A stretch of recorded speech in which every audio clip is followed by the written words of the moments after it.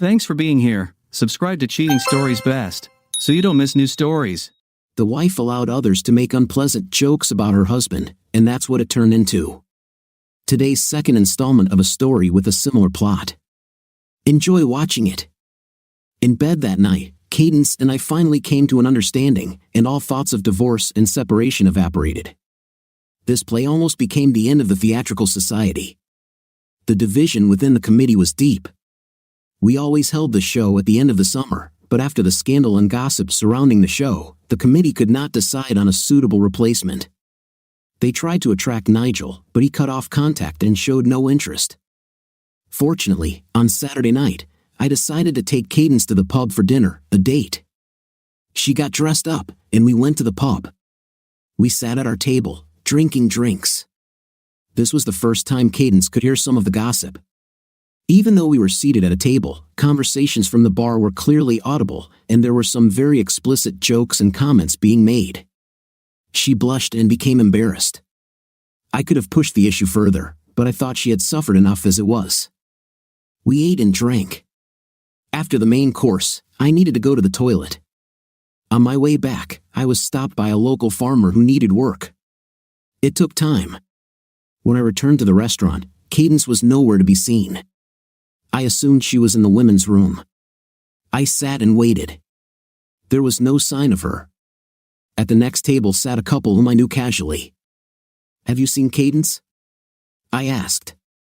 The woman replied worriedly, she went outside with that actor guy." Fearing the worst, I ran outside to find Cadence standing with Nigel and Harry in a tight group. Nigel and Harry were both smoking huge cigars and laughing at something. I burst between them. "We're ready to leave." I grabbed her arm roughly, and she swayed, staggering behind me. "Roger, what's wrong with you?" It was completely inappropriate. "We were just talking." I stopped abruptly, turned, and grabbed her by the shoulders. "Cadence, the whole damn village is gossiping about you. You heard the chatter at the bar tonight. You're still standing here with that damn idiot on the street in the dark. There'll be more gossip tomorrow. You're acting like a fool. Let's go home." I turned and pulled her along with me. Cadence complained, "You're so insecure that I can't even talk to him. What's going on with you? Lately, you've become a jealous, insecure, rude person. You've never been like that, and let me tell you, I don't like it at all. I'm trying to protect your reputation, for God's sake. Isn't there enough gossip about you already, or do you like it that way?" "Damn it, Roger, we were just talking. Harry was there too. Why didn't you stay inside? They wanted to smoke their cigars. Is that a crime?" We walked in silence the rest of the way. Things were cool between us over the next few days, but they mostly returned to normal, and our peaceful lives returned, so to speak. We both couldn't speak openly, and everything felt guarded and forced. The next week, the world exploded. I pulled into our driveway after a very long and tiring day at work and saw Nigel's car parked, taking up the entire driveway. I had to park along the road. When I walked in, Cadence and Nigel were sitting at the table, and there was a partially empty bottle of wine on the table. As soon as she saw me, she jumped up and rushed towards me with a kiss. "Where have you been, dear? We've been waiting for you for so long." I snapped, "Where do you think I was? I've had a long day. What are we having for dinner?" She sank into my arms. "Sorry, I didn't have time to prepare anything. We were talking." Nigel chimed in, "Hi Roger, how are you?" I ignored him, as always, and turned to Cadence. "Is it too much to ask for something to eat?" She looked devastated. "Can we talk first? I have some very important news for you." Nigel intervened again. "Old man, I'll buy you dinner. We could go to the pub if you don't mind." The last thing I wanted was to spend time with him, I thought. "Nigel, old man? What I would like is for you to leave so Cadence and I can sort out the dinner issue. I'll go get changed now. It would be nice if you left." When I got down, Cadence exploded. "Roger, stop being so rude. Nigel wanted to tell you the news." He got up. "I know we didn't always get along, but this is more than our differences. Look, I'll get straight to the point. I talked to the council, and they agreed we could use the theater. It's a public building. The theater group doesn't own it. I snorted derisively. Well, good luck with that. His face fell, and Cadence sucked in a breath. Roger, please stop acting like a child. You're being ridiculous. Nigel sighed. I think I should go. I'm sorry you couldn't see the artistic potential in what could have been a fantastic modern classic. A modern classic, my 5th place. And yeah, it would be nice if you went away. He turned and headed towards the door, with Cadence escorting him. When she returned, I saw anger on her face. Damn it, Roger, that was the rudest thing I've ever seen. You're really out of your mind. All he wanted to do was tell you that we can still run the play. You, Cadence? I don't care what he's up to. Why the hell did he think I'd be interested in this? Well, Mr. Sarcasm, he still wants me to play the lead. Well, let him go to hell. No, I didn't tell him that, she answered angrily. Roger, can't you just be happy for me? She walked up the stairs, and I heard the bedroom door slam. I was busy eating dinner when Diana came in, looking happy. She kissed me. Where's Mom? I shrugged. In the bedroom. Oh my God, are you two fighting again? I didn't answer, but my nervous movements gave her the answer. Do you want to eat? No thanks, Dad. I ate at Rachel's. What happened? I don't want to talk about it. I'm sure she'll tell you everything. She slowly walked up the stairs, and I heard her knock on her bedroom door. I ate dinner and watched a little TV before I heard them talking and then the closing of doors. Diana apparently went straight to bed. I cleaned up after myself and decided to sleep in Michael's old room. In the morning, Cadence was nowhere to be seen, and when Diana came down, she was upset.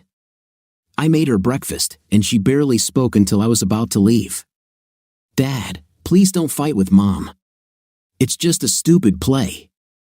It's not the end of the world. Shouldn't we support her? If it were me, you would. No way. If it were you, I'd put you under house arrest for 10 years and take away your tablet. She smiled unconvincingly. Dad, it's just a stupid play. It doesn't mean anything. Don't minimize my feelings, Diana. This is very important to me, young lady. She frowned. Please, Daddy, I'm begging. I turned around and went to work. As I passed by, I kissed her reassuringly.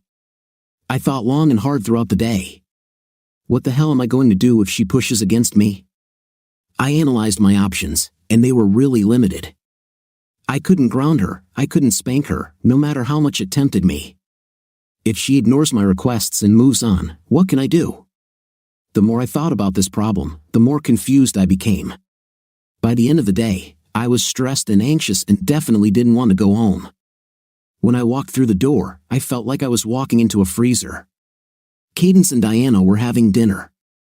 Diana greeted me warmly, but Cadence's scowl was a different story. Her icy eyes bored straight into my soul. Dinner wasn't very pleasant. Cadence didn't say a single word to me. Diana tried to lighten the mood, but it was too much for her. In the end, she couldn't stand it anymore and rushed to bed, crying her eyes out. Cadence growled, "Are you happy now?" I shook my head in despair. How is it any of my business, Cadence? Even though we weren't done yet, she quickly got up and started cleaning up. I pushed the plate away and muttered, "I'm going to the pub." At least they're still talking to me. There was no answer, only some angry curses muttered under her breath. When I walked into the pub, the atmosphere was warm and cozy. I chatted with a couple of locals, and it was nice to just chat without any hostility. There were already rumors about Nigel and this stupid play. It was dark at home. I slept in Michael's old room again, and the next few days unfolded much the same way. The tension mounted, and things came to a head the following week. When I got home from work, Cadence was waiting like a praying mantis. "Roger, we need to talk." I nodded. "Sounds like a good idea." We sat down in the front room. "Roger, I want to take on this role." I mean, this is my biggest dream, so I want to do it, but I won't do it until I get your support. So, do you support me? I let her words settle for a moment before answering. Cadence, I've always supported you, and you know it. This is different. It's cheap, trashy, and it's entirely based on intimate. If the night scenes were removed, there would be nothing left. I don't want you to ruin your life by getting involved in this. I saw her shoulders drop as she came to her senses. Roger, this is a modern play. My God, you have seen how the world has changed. This is exactly how things are these days. The language is what you would expect to hear from young people. It's just a reflection of modern society. Hell, there's more intim on the street. I responded sharply, there are plenty of movies based on this very premise, and they didn't have to rely on nudity or overly explicit night scenes to do it. It's just seduction under the guise of art. I'm sorry, honey, but I won't let you do that. She straightened up and stuck out her chest. What if I told you I'm going to do it anyway? You just said you wouldn't. I'm afraid if you act like this, then our marriage is doomed to failure. If you continue with this play, I'll leave. Are you going to ruin our marriage because I want to advance my career? Cadence, you don't have a career. Acting is just a hobby. If you want to do it, you'll do it alone. She turned away, and the room fell silent for a long time before she responded. Okay, Roger, you got your wish. I'll call Nigel and tell him I'm not allowed to do this. I couldn't hide my smile. I took a deep breath. Thank God. Thanks, Cadence. That's wonderful. Wonderful for you, perhaps, but I'm so disappointed in you. I recently saw a side of you that I don't like. I didn't know how insecure, suspicious, and distrustful you were. I thought our marriage was stronger than this. I thought we could trust each other. Cadence, this isn't about trust. I really trust you, I began, but she interrupted me before I could finish my thought. You don't trust me at all. God, remember that night outside the pub when I was talking to Harry and Nigel? You physically dragged me away from there like you caught me having an intim with them. I was so embarrassed. It's not you, it's that idiot Nigel who I don't trust, and that Harry is nothing more than a sleazy scoundrel. It doesn't matter. If you trusted me, you would know that nothing would have happened, no matter what they wanted. Cadence, you're not the first woman to be seduced by sleazy operators. They prey on women with ambition and use it against them. It's a weapon they use to tie their offers to trash roles. It's how they force women to accept bad decisions. I'm not some stupid teenager. I have my own opinions, she said, getting up and heading to the kitchen to prepare dinner. I changed my clothes and went outside. The English summer evenings were lovely, with long, warm sunsets, so I took the opportunity to mow the lawn and tidy up the hedges. Jeremy, our neighbor, invited me over for a beer, and we sat outside enjoying the setting sun. After Cadence's attack, it was nice to talk about cricket, sports, and local news. His wife, Beverly, also came out and joined us. Dad, dinner's ready, Diana said, approaching me. I excused myself and went home. During dinner, Diana and I joked and laughed, which improved the mood a little, although Cadence was still sullen. At least she wasn't biting. I helped Diana with her math homework, and she hugged me as she went to bed. Cadence and I sat in grim silence with some garbage on the TV that neither of us watched. Finally, Cadence announced that she was going to bed. The bedroom door was not closed, but there was nothing to indicate that I was welcome there. I slept in Michael's room. I noticed that my freshly laundered clothes were neatly folded and lying on the edge of Michael's bed. It was starting to look more and more like my room. I expected things to go back to normal over the weekend, but to be honest, it just got worse. Cadence acted like a witch. On Saturday night, she and Diana spent the entire night watching terrible reality TV shows, giggling and laughing the whole time. I went to bed early. The city was filled with gossip about the play. Some saw it as an opportunity to promote the city, while others were horrified that it would only bring a bad reputation. I spoke to Felicity, hoping to find out more, but she knew very little other than that she had met with Nigel on behalf of the Drama Society, during which he asked her to personally accept the supporting female role. She refused. She asked about Cadence since she hadn't seen her for a long time. I explained that we were fighting over her participation in the play. Felicity seemed shocked because Nigel was using the fact that Cadence was taking the lead role as an additional hook to lure her into the project. This surprised me. He lied to attract Felicity and then used Felicity to persuade Cadence. Very underhanded, I thought. When I expressed my concern, she said, "Tricky man. Thanks for the warning, Roger. I'll remember that for future reference." By the third week, something had to change. The tension in the house was unbearable, as if a heavy, foul fog hung over us all. I didn't know what Cadence was expecting, but my stoic behavior only seemed to irritate her, and it all came out. "Roger, I want to ask you to reconsider your decision." I shook my head. "No, Cadence. I refuse to let us become the laughingstock of the town. If Nigel is serious about this, I'm sure he's already found someone else to play the role. He left the position open, hoping that I would change my mind. He sent me all the rewritten scripts, and I was rehearsing my lines, but he gave me until Friday. I have to give him an answer, yes or no. He has other actresses who are interested. Well, then he better hire one of them, because I won't change my mind." She sighed. "Honey, I'm begging you. Please. This is what I really want to do. This is my dream, to play the lead role. The reason he wants you to play the role is because the villagers will want to watch just to see what you look like without clothes. For God's sake, Roger, there's no nudity." "I'm always clothed," she pleaded. I read the script, and she was right. She wasn't completely without anything, but what was described in the script was so skimpy that she could have been considered without clothes. I went up to the bedroom and pulled out the little nightgown she sometimes wore when we were trying to be creative in the bedroom. I threw it to her. "Would you wear this in public?" She snorted. "Of course not. Stop being funny. Cadence, this is exactly what you'll be wearing on stage. Your parents, my parents, our kids, and every damn person in this village will be able to see you in something like this. I'm guessing you'll be wearing stockings and high heels, but nothing will be hidden." She burst into tears and ran out into the garden. I went to the pub, hoping for a friendly conversation, but the place was full of gossip about the damn play. Damn it, I couldn't escape it. The house was unbearably dark, resembling a crypt. The next day, which was Thursday, Cadence cooked a big dinner and seemed to be in a good mood, which lifted both Diana's and my spirits. It was after Diana had gone to bed that Cadence suddenly said to me, "Roger, I will ask one last time. Will you please support me and let me accept this role?" I shook my head. "No, Cadence, I can't." "Okay, but you forced me. I was waiting for you to come to your senses."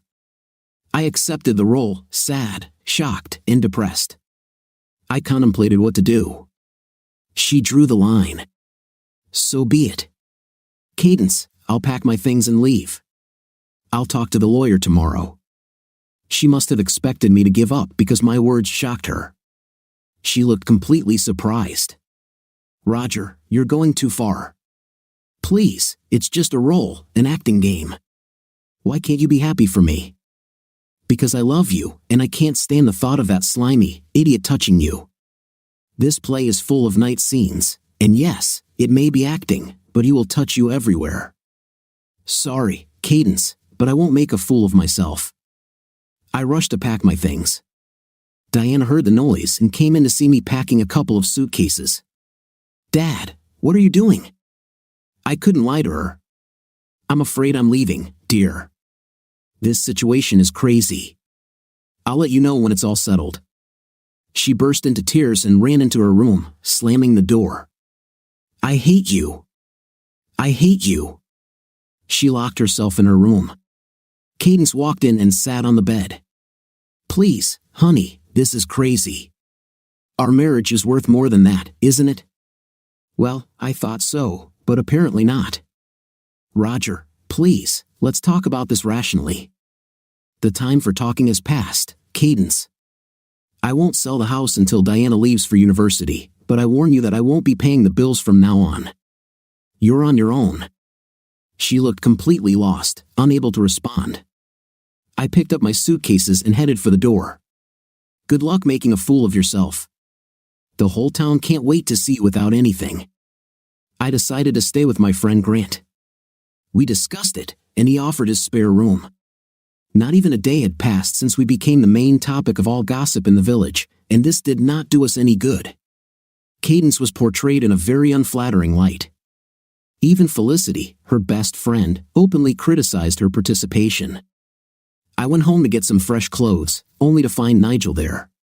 He was sitting in the living room, drinking wine with Cadence. Diana was in her room, but when she heard me, she came running downstairs. We hugged, and she cried, saying how much she missed me. Cadence came over to say hello, but I just muttered that I had come for fresh clothes. Nigel took this moment to intervene.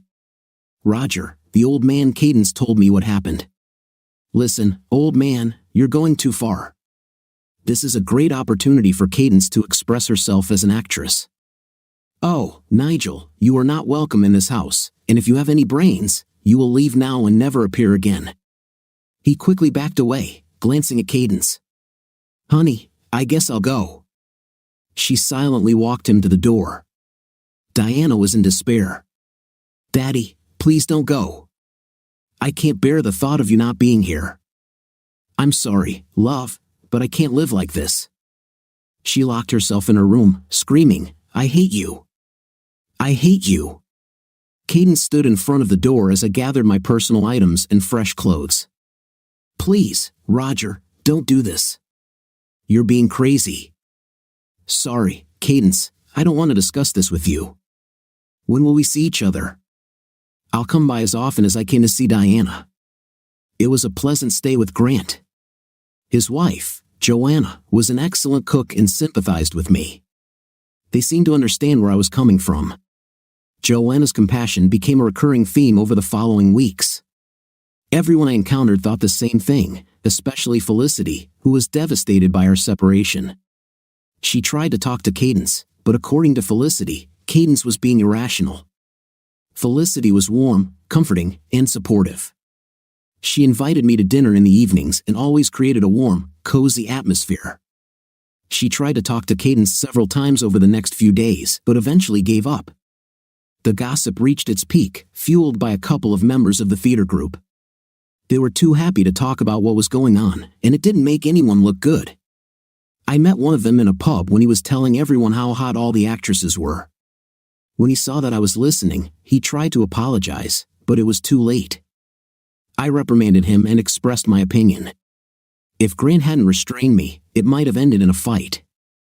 I met with Diana almost every evening. Cadence always tried to intervene.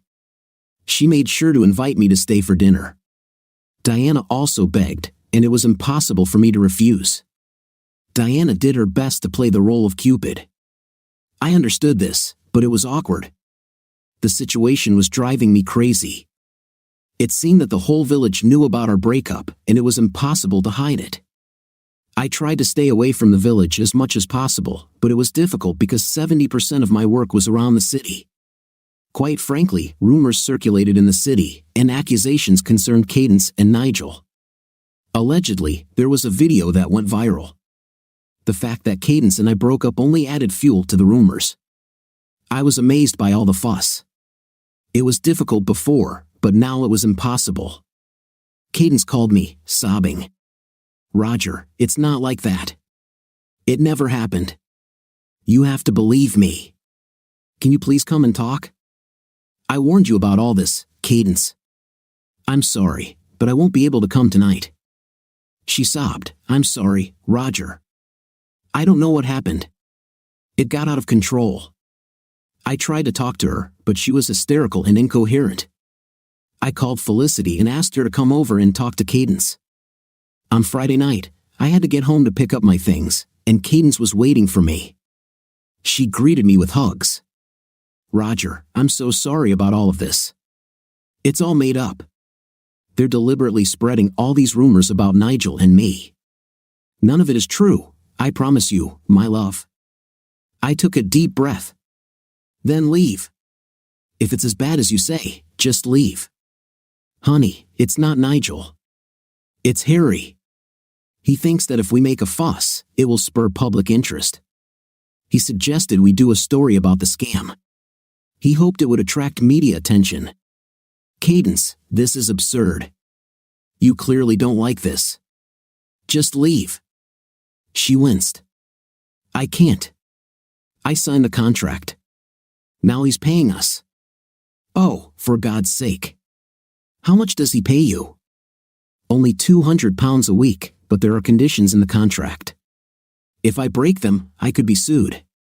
She looked completely devastated. I hugged her. Everything will be fine. First of all, maybe we should come forward. We could go to the newspapers and make a statement. Tell them what kind of scoundrels they are. She winced. Do you think this is reasonable? What alternative do we have? You could come to rehearsals. If you were there, they wouldn't be able to say anything. I shook my head. I already told you I'm not going to sit and watch that creep hug you. She sighed. Sorry, you were right all along. Nigel is trying to use this to promote himself and doesn't care who he hurts along the way. He's so cruel to some actors. Holding her at arm's length, I growled, Did he try to do something to you? Her eyes dropped, unable to meet my gaze. Come on, Cadence, don't lie to me. Did he do something inappropriate? No, only in the intimate scenes. He is very persistent. He constantly repeats the scenes where we kiss and the bedroom scenes. This is all grimacing, she muttered. He tried to get me to rehearse with him alone. He said the only way to make it realistic was if we were very comfortable with each other. I growled. Did you do it? Only once. It was just a kissing scene. Cadence, you need to get out of there. It's obvious he's going to try to get you into bed. I know, but I signed the contract. Forget about the contract. I think you'll have to call in sick for the next few days. She leaned her head against my shoulder. Will you come home? I can't handle this alone. I need your support. I'll come home right now if you promise to stay away from those slimy worms. She nodded but whispered in a poor voice, And the contract? I'll consult with a lawyer and find out what our options are. What's the worst that can happen? Then I'll go and personally tell him that you're pulling out of the project. She nodded in agreement. Thank you, darling. The next day was painful. The previous night, love had left us both. Satiated in the morning, the return of the anger I felt because she had allowed that devious idiot to seduce her came with a vengeance. Diana and Cadence bustled about preparing breakfast, and we ate together. But although Diana kept things light and pleasant, there was a cold, unyielding atmosphere hanging over us. I decided to keep my mouth shut, afraid that if I spoke, I would lose control. Diana hurried off to school, leaving Cadence and me alone. Are you okay, honey? She asked. You seem withdrawn and upset this morning. Yeah, sorry, but I was just wondering how best to approach this. She frowned. Don't lie to me, Roger. It's because of that stupid video, isn't it? We've been living together too long. I can read you better. I angrily said, if you read me so well, why didn't you see how angry I was at the beginning of this trouble? Why did you do this, Lord woman? I told you over and over again. Tears flowed down her pale cheeks slowly. I don't know. I saw how angry you were. I just let my ambitions take over. You didn't help by using words like forbid. It only made me angry and made me want to prove myself to you. Prove what? That you're easy prey for a lustful old man? The words barely left my mouth, and I already regretted not holding my tongue. The small stream turned into a cascade of trembling sobs that shook her body. I hastily hugged her. Sorry, honey, I didn't mean to be so rude. No, you're right.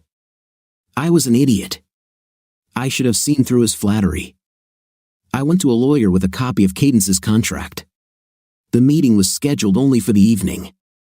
Old Coding sat leafing through the contract, glancing at me from time to time.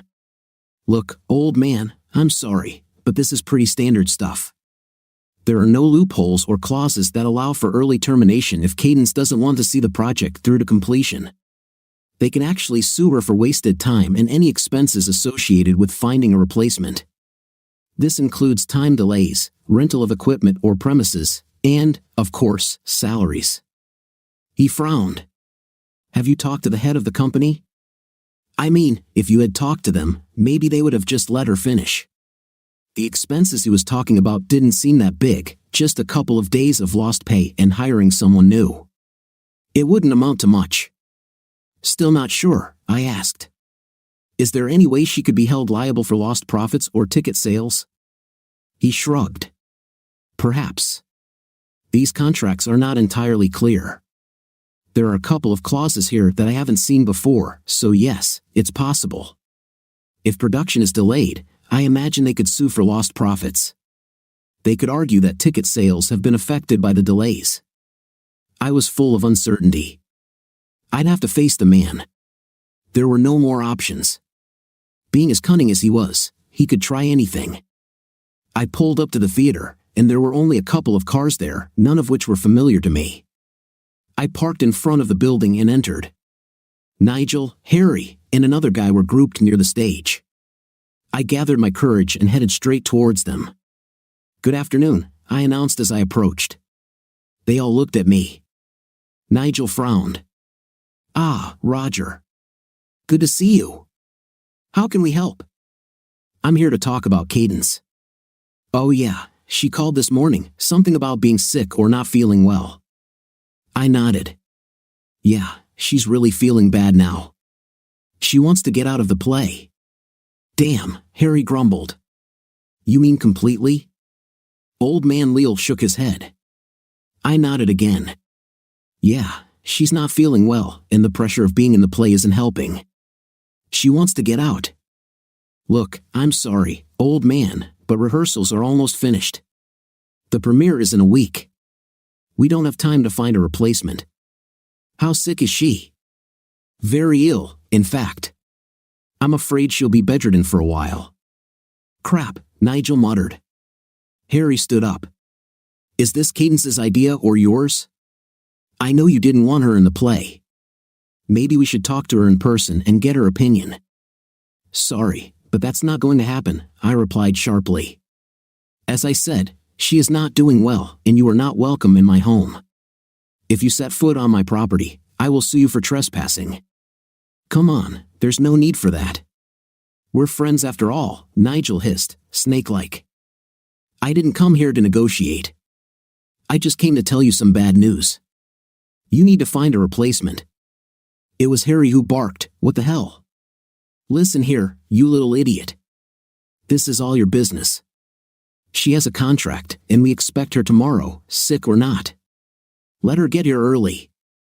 We're already behind because of today's delay. Sorry, Harry, you pathetic worm, I said. She wouldn't be there if you need a doctor's note. I'll bring it tomorrow. She's sick. Why the hell is she sick? It's because of your bourgeois mentality. You don't like the scenes? Yes, we get it. But to hell with it. She has a contract. I will personally sue you for every penny if she doesn't show up tomorrow on time. Got it? I took a step forward. Judging our size and age, I realized that I could defeat him. Nothing would give me greater pleasure than to punch him in the face.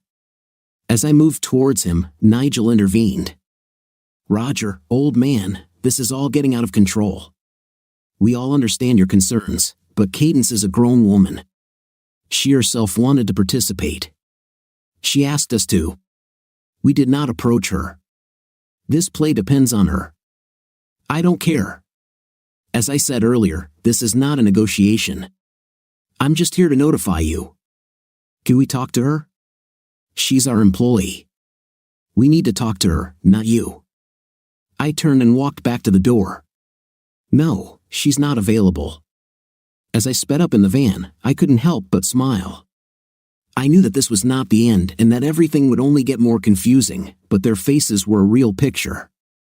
So, what did they say, honey? Cadence asked as I walked through the door. I shrugged indifferently.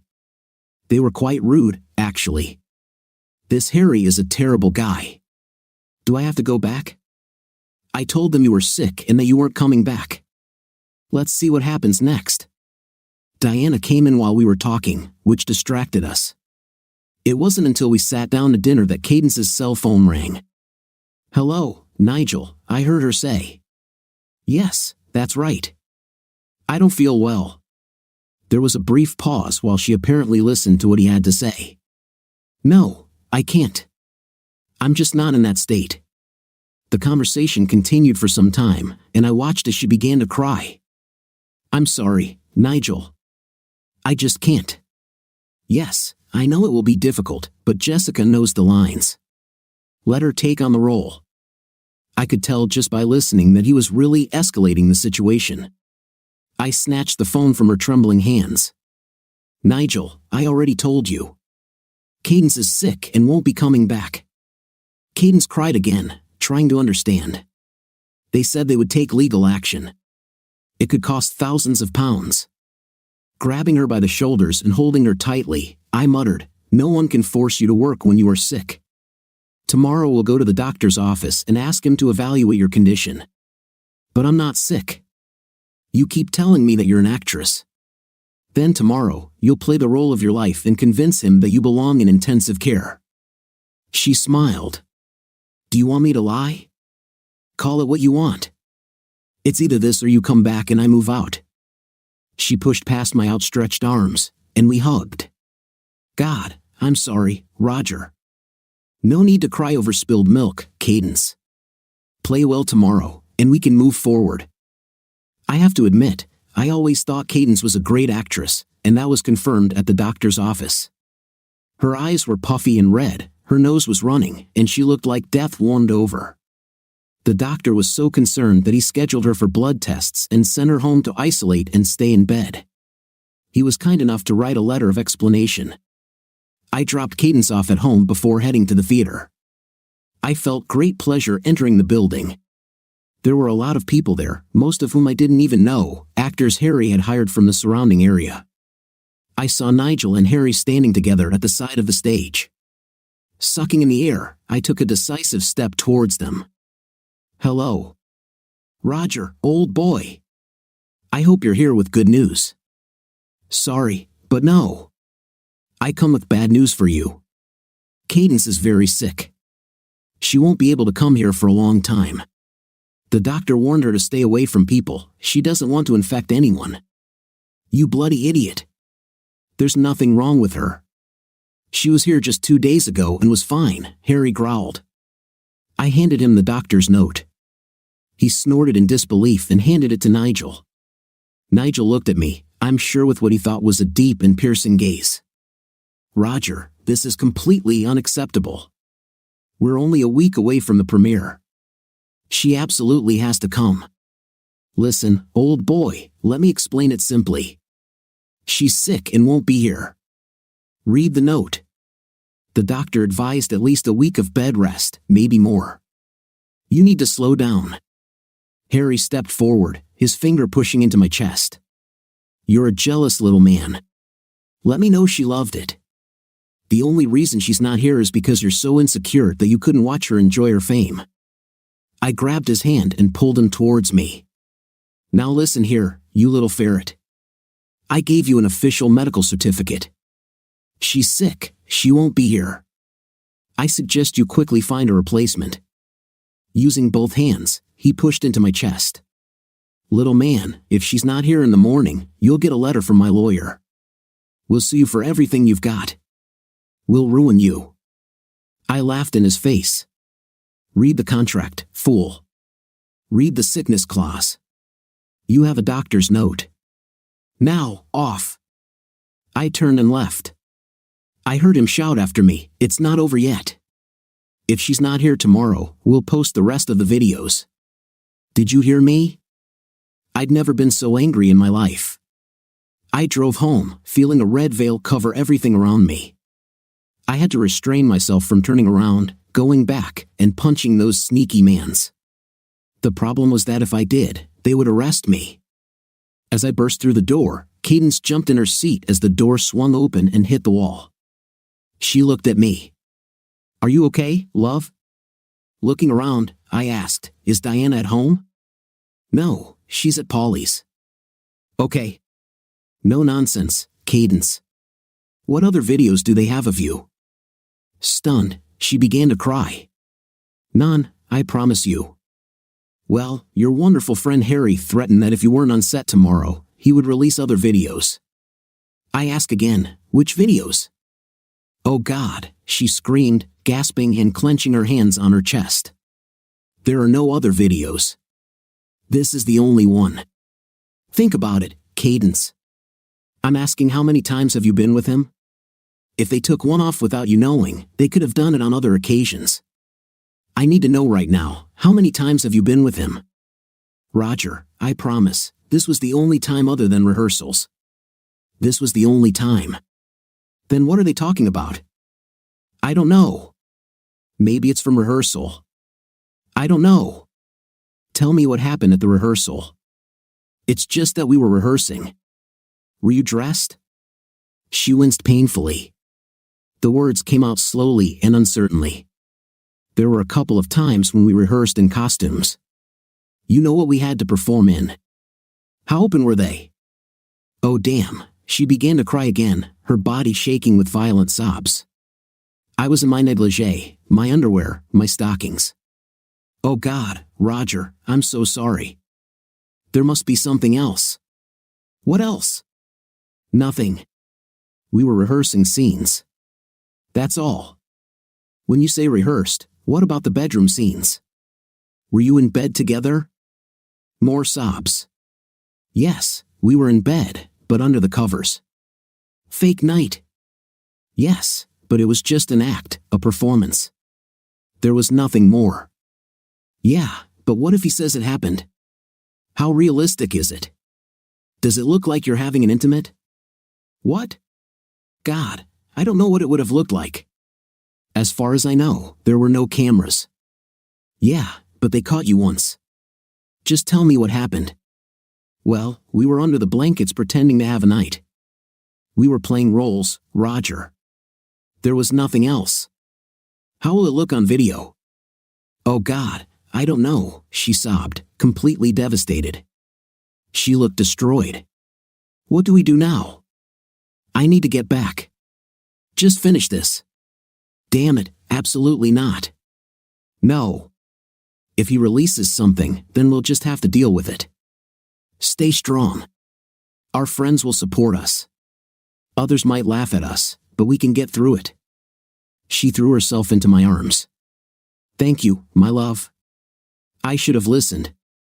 I don't know what happened to me. It doesn't matter. I'm just glad you're in my arms. I should have been stronger. Her wet cheeks rubbed against mine as her lips pressed against mine in a sweet kiss. You tried. I was just thinking stupid things. I thought you were jealous and possessive of me. I was jealous of how you seduced him. You behaved worse than a teenager. He could do nothing wrong in your eyes. Then you ignored everything I said and pushed my concerns aside.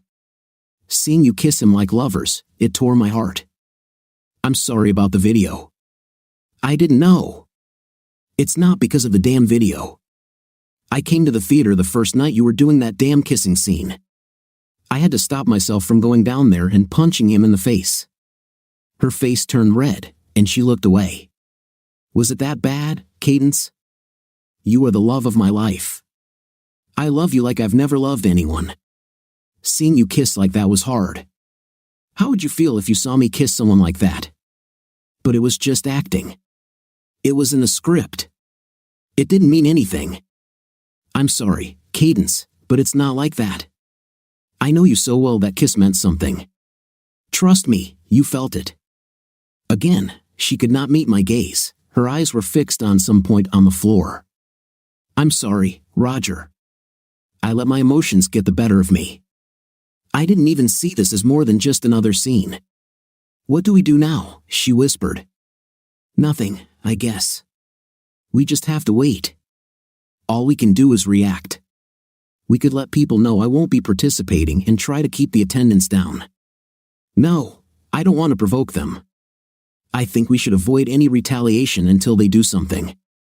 We were in the process of preparing dinner when Diana returned home. She was in a good mood and asked what was going on. She seemed pleased when Cadence said she was no longer in the play. It took a couple more days before the videos started appearing. They were what Cadence had assumed were from the rehearsal scenes. I have to give Harry credit for finding the best possible angles to make it look even worse. The kisses were passionate, and the comments began. Cadence received a phone call from Nigel on Wednesday evening. She put it on speaker so I could hear. "Hello, Cadence, darling. Are you feeling better?" "No," she answered sharply. "Why did you film our rehearsals, and why are you distributing them?" "Darling, we're just trying to attract some extra interest. Harry thought it might encourage people to come and watch." "Well, can you stop this, please? I won't participate. This is just stupid. You're trying to ruin my reputation. Cadence, honey, come back. Finish the project. All this drama is unnecessary. We had so much fun. Please, honey, we can't do this without you." I see that she hesitates, unsure.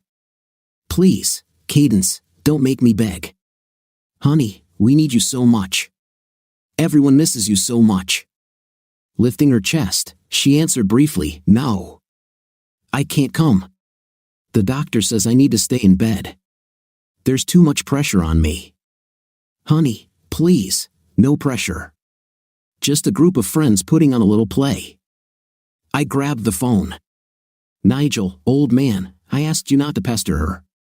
Cadence will no longer be able to attend rehearsals or the opening night. I suggest you find a replacement, as I previously said." His disappointment came through clearly. "We just don't have time, Cadence. If you can hear me, I'm begging you, don't ruin your reputation as an actress by turning your back on us. Harry can be very mean if you leave. He promised he'll make sure you never work in the industry again. You're ruining her reputation yourself, Nigel, by releasing these terrible videos. If you're trying to win her back, you're doing it wrong. Look, Roger, we have a lot of money invested in this production. We've already paid Cadence a lot. If she doesn't show up, we'll lose a lot.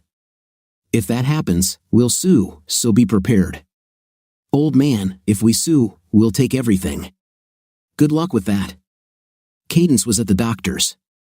"We have the correct documentation. She's sorry she can't be there. As I said, we warned you in advance. So, like I previously suggested, find a replacement." I hung up and looked at Cadence with a very serious expression. "If he calls again, be polite. Don't say anything unnecessary.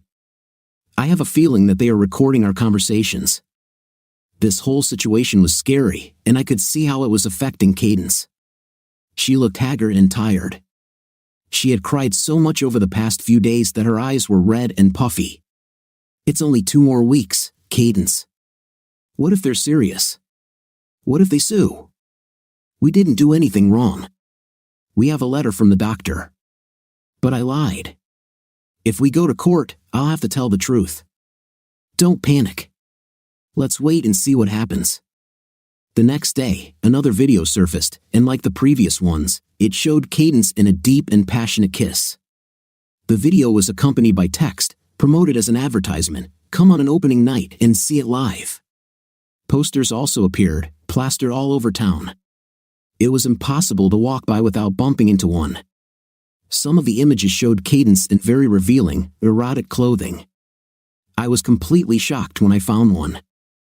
I tore it off and drove home in anger. Cadence looked nervous when I burst into the house at 2 o'clock in the afternoon. "What are you doing at home?" I threw the folded poster towards her. "When did you pose for this?" She unfolded the poster inside. "Oh my God," she said, quickly looking at me. "Roger, I never posed for this. It's photoshopped." The poster showed her wearing only very high heels, stockings, a cute corset, and nothing else. It was definitely Cadence's face, with very bright red lipstick and lots of blush. "But it's your face, isn't it?" "Yes, I remember that day. We were all doing publicity photos, but I was in my bright yellow sundress. I don't even have heels like that. Damn it, Cadence, this is pissing me off." She started crying again. I hated seeing her like this. I hugged her. "Come on, love, stop crying. I'm sorry. It made me so angry. She slipped into my arms, her head resting on the damp spot on my shoulder. I can't help but worry. I caused all this. It was stupid. I beat myself up all the time. I can't believe how naive I was. Cadence, everything will be fine. We just have to stick together and talk to each other openly. I hoped this would be the end, but no. The next day, when I returned home, I found a group of people standing near the front door.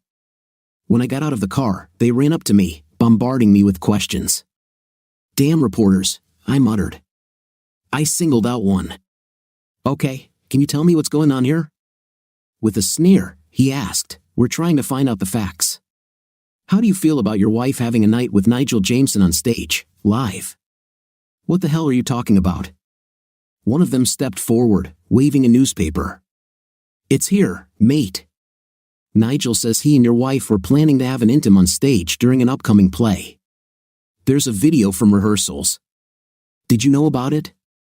There were microphones and cameras all around. I pushed through them and opened the front door. I found Felicity, Diana, and Cadence grouped together in the living room. Cadence was sobbing as Felicity and Diana sat on either side of her, hugging her. Felicity jumped up and ran towards me when she saw me. "Thank God you're here. God, that damn Nigel. He's such a scoundrel." We hugged for a moment before I sat down next to Cadence. She wrapped her arms around me. "It's all a lie, Roger. You have to believe me." "It's okay, Cadence. I trust you." "What the hell happened?" Felicity chimed in, "Sorry, Roger, but it's everywhere, on the radio, morning TV, and in the papers. Nigel is spreading claims about how he and Cadence plan to have a night on stage during the play. We'll sue this idiot," I hissed angrily. "I'm not sure it's that simple, Roger. It's going to be one of those he said, she said stories." Cadence began to cry. Diana looked at me worriedly. "Everyone's talking about it, Dad. It was everywhere at school today." I walked back to the front of the house. The reporters clustered around me, leaning on my van. "I'm going to come out now and make a statement." "It's a lie, isn't it?" one shouted. Cadence burst into tears again. Felicity snorted. "Roger, stop it. You know as well as I do that it's a lie." "Oh my God," I said, running outside and immediately finding myself surrounded by these crazy people. "Okay, you want a statement? Here it is. The whole story is made up. It's just a bunch of lies. Jameson is an old loser who is trying to attract attention to a failed show. My wife has never had intimate with him and has never been a part of any conspiracy." "What about the video?" shouted one guy, holding a microphone through the crowd. "The video is fake. They were fully clothed under blankets. He's trying to create a story out of nothing." "That's not what he said," someone behind him chuckled. "You're just saying that because you're trying to protect her reputation. Come on, kid, tell the truth." "That's the truth," I hissed. "If you idiots don't get off my property in 5 minutes, I'm calling the police." After some glances around the group, I waved my arms in annoyance. "Get out! That's it, get the hell out of here." They stood still until I opened the door and shouted, "Call the police." They all packed their things and left. I went inside and slammed the door. Felicity helped me prepare dinner, and we all sat down to eat. God, I wish I could hurt him somehow. I mean, really hit him where it hurts. Felicity, who never swore, replied, "He's a complete idiot. And that idiot Harry is such a vile piece of..." Diana laughed as we listened to Felicity speak out. It even made Cadence smile, perhaps for the first time in days. We talked about how we could take revenge on him, discussed hitmen, car accidents, all kinds of evil plans. It was Diana who suggested the idea. "Dad, you may not like it, but it will definitely hurt him." My ears perked up. Cadence frowned, and Felicity laughed conspiratorially. "Well, don't just sit there, Diana. Spit it out." "Okay, but you can't take my head off." "Come on," I barked. "Okay, well, that would mean Mom would have to tell the reporters that they couldn't have a night because Nigel wasn't functioning." "Oh my God, Diana." "Oh my God," Felicity gasped in horror. I laughed. I couldn't help it. The absurdity of it just made me laugh. Cadence caught my infection and started giggling. Then Diana and Felicity started laughing too. We talked and laughed back and forth before Cadence said, "I would love to do that. He's so selfish. It would really hurt him. He thinks he's a real ladies' man." "He really means it," Felicity added. "He's one of those horrible creatures. God, that would really hurt him." I got up quickly. "Then let's do it. You'll have to be strong, Cadence, and there will be a hint that you were planning on actually having an intimate with him." She nodded. "Can you handle this?" "If it hurts him, I'm all for it." We quickly organized the exact wording before Cadence walked through the door. The reporters clustered around her as she fell into her role. "Okay, you all want a story?" "Well, the real truth is that Nigel actually tried to have a night with me. We planned to do it live on opening night, right there on stage. The problem is that he's old, and he didn't succeed. I mean, the poor guy tried. Harry, his boyfriend, told me it's been like that for a long time." "Excuse me, miss, but did you just say that Harry and Nigel are a couple?" "Well, I think so. They definitely spend a lot of time together." They were delighted and had their own sensational headlines. In the blink of an eye, they disappeared. The next day was chaotic. The headlines ran across most networks, and the newspapers were covered with the story. Cadence was forgotten. All they wanted to talk about was Nigel and Harry. He, of course, denied everything. Harry called. I picked up the phone, and as soon as I answered, he started screaming. "We'll sue you, you bloody idiot. We'll ruin you. You won't have 2 pence left when I'm done with you." "That's funny, Harry. I would think someone like you would be proud to come out of the shadows." The funny thing was that after this, several male actors came forward about their affairs with Nigel. Some had photographs. It definitely took the attention away from us. Nobody cared about the play anymore. It was old news. Opening night was a disaster. Almost no one came. The play was supposed to run for 3 weeks, but once it became obvious that Cadence wasn't in it, no one cared. After that, it was hard. Cadence became a recluse. She was afraid to go outside. Her shame and embarrassment forced her to stay home. Diana tried to persuade her to do something, but she just couldn't muster the strength. Felicity came almost every day to keep her company, but given that she had her own flower shop, she couldn't be there that often. I understood. I realized that it would be difficult. God, it was just as hard for me. After a month, I said, enough. When I got home from work, I grabbed Cadence. "Get dressed. We're going to the pub for dinner." "Oh no, I can't." "Please, Roger, I'd rather not go." "Hell no, Cadence. We shouldn't be prisoners in our own home. So go and wear something nice." She frowned at my exclamatory tone. "Roger." "Cadence, I'm not going to be a prisoner in our own home. So go and get dressed." She slowly walked towards the bedroom, and I followed her. A moment later, I found her sitting on the edge of the bed, her hands clasped tightly together. I sat down next to her and hugged her. "Come on, love, be brave." After a lot of coaxing and encouragement, I finally got her to move. I made her wear one of her prettier summer dresses. We went out into the warm autumn evening. I tried to make it fun. I waved her arms around, holding her hand firmly but gently. We walked into the pub, and there was silence, with even a few snarky remarks. But as soon as I ordered her a gin and tonic and myself a pint, normal activity resumed. We found a free table and sat down to order. This was hard. Cadence was in no mood to talk. I had to get every little word out of her. We ordered dinner, and people forgot about us. As usual, clients pestered me for work. A couple of friends came over and chatted. Slowly but surely, the old Cadence began to emerge. I made it my mission. After that night, we went for evening walks, sometimes accompanied by Diana. We walked around the village and stopped at the pub for drinks or dinner. One day, her phone rang. Panicked, Her new assistant quit, and he begged Cadence to come back to work, even if only for a short time. Once she got on the bike and got over the initial shock of returning to work, life began to return to normal, more or less. The only problem was that Cadence never fully recovered. Something was missing from her. Her passion disappeared, not just in the bedroom, which was awkward and a little mundane, but even in everyday life. The flame that had previously burned so brightly in her was now barely smoldering. It started to affect me. It affected everything we did. I felt like our love, once so strong, was now fading.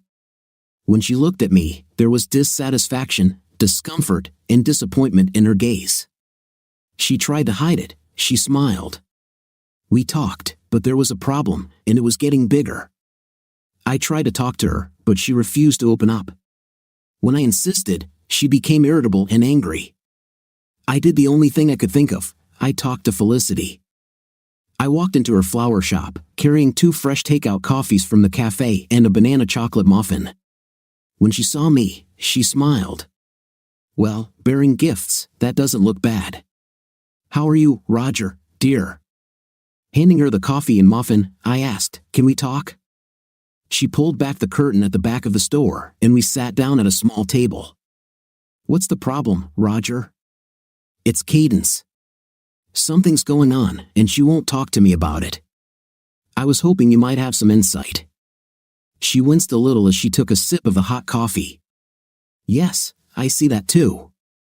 She trusts me, but I would be breaking that trust if I told you. I understand. How about a little hint? A hint? Roger, honey, she's still struggling with what happened because of that damn play. She feels ashamed and embarrassed about it. I understand that, I replied, but I try to make it easier. I never mention it. I never bring it up. Yes, well, please don't take it hard. There's one more thing, Roger. She feels like you've let her down. How can you say that? I was only being supportive. Perhaps in the end, yes. But what she told me, and this is with complete certainty, when she first told you she wanted to take part in this role, you exploded and were more worried about what people would think. Well, of course I was. Damn it, Felicity, you were just the same. She nodded softly, acknowledging my comment. Yes, I didn't like that terrible play either. It was terrible, and I said so. But Cadence was hurt by the fact that you completely refused to support her. She felt like you were trying to control her. Using words like forbid didn't help. What else was I supposed to do? I don't know, dear. I understand your predicament. I'm just telling you what she told me. But do you agree with her? Partly. Perhaps. Roger, you have always been such a strong supporter of Cadence, always. No matter the weather, you were there for her. She relied on that. She depended on you like no one else. She admits that she was wrong. She's not stupid, Roger, but she rightly or wrongly feels that you rejected her aspirations and dreams. You were more concerned with your reputation than with what she wanted. She took a large bite of her favorite cupcake and looked at me with a cautious and worried expression. You must never say it came from me. You will have to find a way to broach the subject with her. Thank you, Felicity. You are a true friend. While we were drinking our coffees, she said, we have a committee meeting next week. Will you come? Yes, if you think it's important. I think it would be good if you could come. We need to work out some things. I'm going to suggest doing another play, something that can get us back on track. Do you have ideas? I asked. No, not yet. It should be something we can all take on. I really hope Cadence comes. Did she say anything to you? Yeah, she said she didn't want anything to do with society anymore. Crap. Yes, indeed. Perhaps you could talk to her, encourage her. Of course, I'll do my best. But if she refuses, I'll do the same. She nodded. I know. I tried to find a way to start conversation with Cadence, but every time I was met with discontent. Other than starting with, we need to talk, I couldn't do it. As I thought about Felicity's comments, I realized there was some truth to them. I was so unhappy with her willingness to participate that I quickly started building walls instead of looking for ways to build a bridge. The upcoming meeting of the Drama Society presented me with an opportunity, if only I could find something suitable. It was Diana who gave me the plan. It was unexpected. I found her one day reading the old script for that damn play. When I saw it, I exclaimed excitedly, "Damn it, why are you reading this nonsense?" Confused and embarrassed, she mumbled, "I'm rewriting it for a school project." What the hell? Hasn't that damn thing done enough damage? Dad, stop it.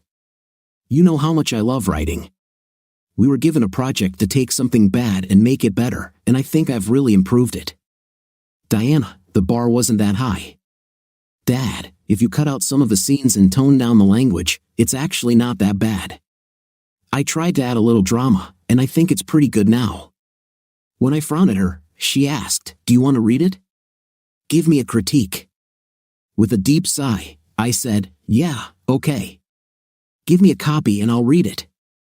She handed me a copy, and I went into the garden. I read it slowly. As I read, I realized her abilities. I understood what she meant. The real story was believable and quite interesting. Nigel, in his infinite wisdom, had covered it in mud in an attempt to attract an interested audience. Diana cleaned up most of the junk and included new, deeper writing and character development. She even added some levity.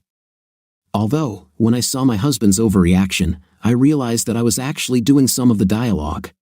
God, was I really that superficial, worried more about myself than about my wife? I had to read it again. I grinned and ground my teeth. She was very talented. It was actually very good. I hated it and loved it at the same time. When I returned, I ran into her. She was waiting for the moment to pounce. "Well, what do you think?" "I am impressed. You have done a wonderful job. This is very good, Dad. It wasn't that bad at first. Old pervert Nigel just flooded it with night in the hopes of making it attractive."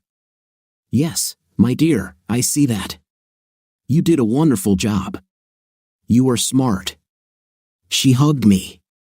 "Thank you, Dad." "So, what are you going to do about it?" I began, a plan developing in my head. "I have to hand it in next week. I hope to get good grades." "Why are you asking?" "Well, I think it would be great for a theater group. Felicity said they were looking for a new project." She smiled, then frowned. "Do you think they will be interested?" "Yes, I think they would." "Did your mother see this?" "God, no. I didn't want to show it to her. I thought it might open old wounds. You know, Dad, she's still suffering." "Of course, dear. I understand.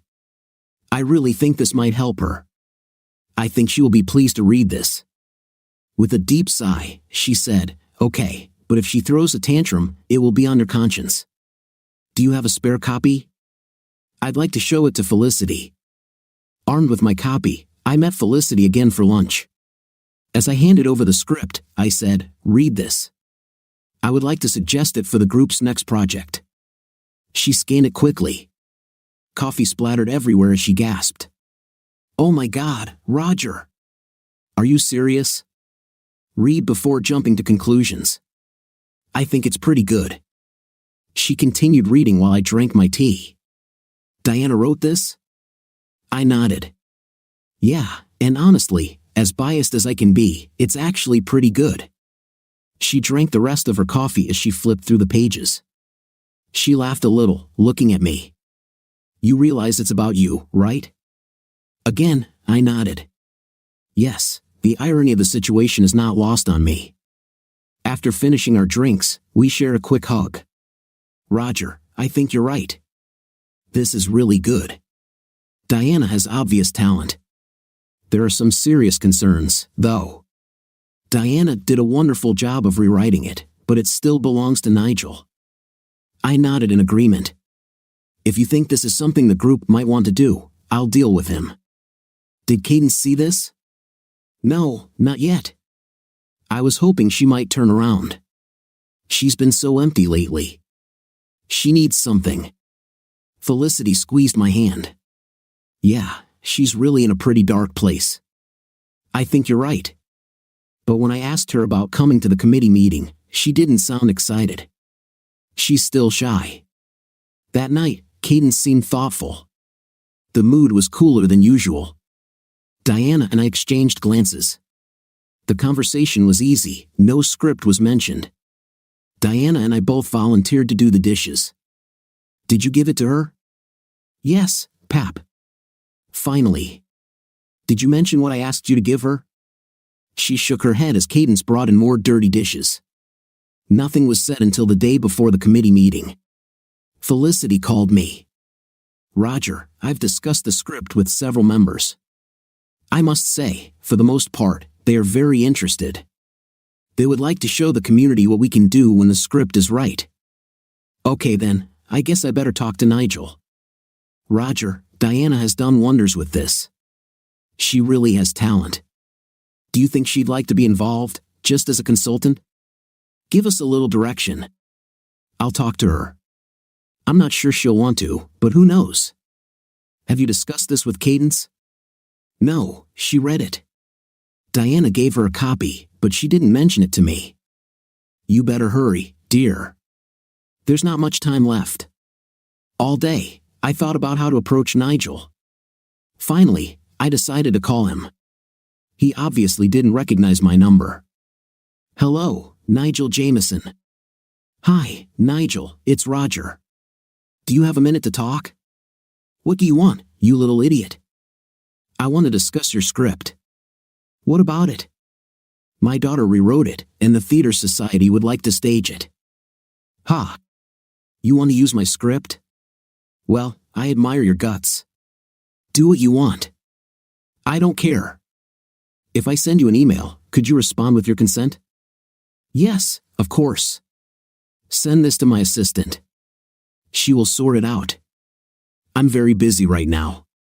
Now all I had to do was convince Cadence. Over dinner, I asked, "Are you going to the committee meeting tomorrow, honey?" She gave me an uncertain look. No, I didn't plan to. You know, I suggested that we direct Diana's script.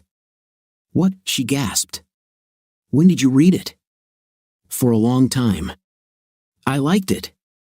I gave it to Felicity, and she really liked it. What are you doing? My God, Roger. After everything you've done, now you want to do this? Yeah, now. It's a great script. It's a good story, and I think it's worth the effort. I don't believe you sometimes, Roger. She angrily pushed the plate away and went into the bedroom. Diana looked at me. Do you really think they'll be interested, Dad? Absolutely, honey. Felicity was delighted. She even asked if you would like to be involved as a consultant. She pouted. Depends. If Mom participates, I will too. But if not, I'll stay away. Pushing my chair back, I said, well, I guess I should do something about this. I found Cadence curled up on the bed, crying. Sitting on the edge of the bed, I ran my hand along her thigh. I'm sorry you won't come to the committee meeting. I was hoping you'd be willing to take the lead role. She sat up, her eyebrows hiding her anger. What do you want? My God, Roger, you fought me every step of the way. You refused to support me through everything. You threw me under the bus with all those terrible things you said. Now you want me to be part of this? Cadence, I failed you. I'm sorry for the way I acted. I should have handled it better. I'm not sorry for what I said about Nigel. I got angry when you completely ignored me and pushed aside my concerns. I don't apologize for that, but you're right. I should have been more supportive and communicated better. She sobbed softly, her hands sliding over mine. Thank you for saying that. I'm sorry too. I was so enamored that I let it take over me. I saw you as jealous and controlling. I didn't even realize how stupid I was. I was jealous, Cadence. I was worried you were so easily influenced by that creep. I was really afraid you would do something stupid. I should have trusted you, talked to you, and not acted like a jerk. No, you were right. I behaved badly. That's why I can't go back. Everyone will laugh at me. Cadence, if they laugh, it'll be at my expense. I'm going to go out and promote this damn play. If they laugh, it'll be at our expense. They've been laughing for months. This is a new beginning. I know how much you love acting. I desperately want you to do it. She wiped away her tears. Do you realize there will still be kissing? The corners of her lips turned up in a mocking smile. Yes, but I don't think you'll like it. I'm going to suggest that old Jeffrey play the male role. Oh God, then I'm definitely not going to play the lead. I laughed quietly. That smile eased my tension. Actually, I don't know who will play the lead role. Would you be happy to see me involved, knowing that I would be kissing another man? Yes, I was more worried about the nudity. Cadence, you are a beautiful, cute, gorgeous woman. Most of the men in this rural community lust after you. I accept that, in fact, I'm proud of it. But seeing you on stage in stockings, heels, and a little negligee, that's different, especially with his nasty hands on you. She sobbed. Do you still think I'm attractive? Do I think? My God, darling, you are amazingly beautiful. The most magnificent woman I have ever seen. She pressed herself close to me. Could we do that, Roger? Enter this meeting? Of course we can. We've both made mistakes. That doesn't mean we have to spend the rest of our lives as hermits. Will you hold my hand? I will, proudly. I love you, Cadence. Always have. That's why it hurts so much. I love you too. I'm sorry I hurt you. I promise I'll never do that again. We actually walked into this meeting holding hands. I felt confident standing up and promoting the play. I felt Cadence shake when Felicity asked her if she would take the lead role. I heard her take a deep breath when she said yes. I have to admit that my heart skipped a beat when Felicity offered Aaron the male lead. He was a young guy who had recently joined the group. In his late 20s, he was the local hottie, single, handsome, and it made me shudder. I helped Cadence rehearse her lines, enjoying the kissing scenes. I attended every rehearsal, sitting and watching nervously. Of course, kissing hurts a little. Watching them kiss was anxiety-inducing. Having Diana by my side helped. After the first time they kissed, I saw Cadence sneak a glance at me to see how I was coping. It took several rehearsals before I was able to ask, "Nice kiss, huh?" "Very good." She giggled nicely. After a few more rehearsals, I asked, "Better kiss than with Nigel?" She was shocked but quickly came to her senses. "Darling, it may sound like I'm being dishonest, but Nigel was a terrible kisser, wet, too much tongue. He was terrible." The play became a resounding success. The reviews were loud. This was the first of many Diana plays that the theater produced. She had real talent, which blossomed into a very successful career. She went to university, and her nest was completely empty. She left a huge hole in our home and our hearts. This time, at least, we were prepared for it. We talked, and the communication was honest. We took the opportunity to travel. Cadence did so well in the lead role in Diana's rewrite of Nigel's play that she actually landed several real acting roles. It's nothing special, but she can now proudly say that she has played roles in 2 of Britain's most popular TV series and several films. Nothing famous, but still, it's part of her story now. For me, it was an acknowledgement that jealousy can be such a destructive emotion. The way Nigel got into Cadence's heart really affected me in a way that made me just react. I hadn't thought it through. If only I had seen how I pushed her into a corner, and she reacted the only way she could, she resisted. We came out of this with a saved marriage, and now it is bright and happy. We talk and joke about the love scenes in which she participated.